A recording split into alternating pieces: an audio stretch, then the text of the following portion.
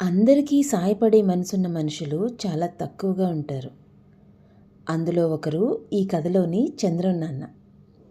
ఆయన గురించి ఎంతో బాగా తెలిసిన ఊరి జనం కూడా ఆయన్ని చాలా అపార్థం చేసుకున్నారు. ఒకరికి సాయం చేద్దామని చేసిన ఒక చిన్న పని వల్ల అందరూ ఆయన్ని ఎలా ఒక దోషిగా, మోసగాడిగా నిలబెట్టారో అన్నదే ఈ ఏకాదశి చంద్రుడు అనే కథ. మనుషులకు ఎంత సాయమైనా చేయండి, ఎంత ప్రేమనైనా పంచండి, అది మాత్రం గుర్తుండదు. వారికి నచ్చిన పని చేయకపోతే ఎదుటివారిని ఎంత మాటైనా అనగలరు. దాని వెనుక ఉన్న నిజాన్ని చూడలేరు, కనీసం వినలేరు కూడా. అప్పటిదాకా చూపించిన ప్రేమంతా ద్వేషంగా మారిపోతుంది.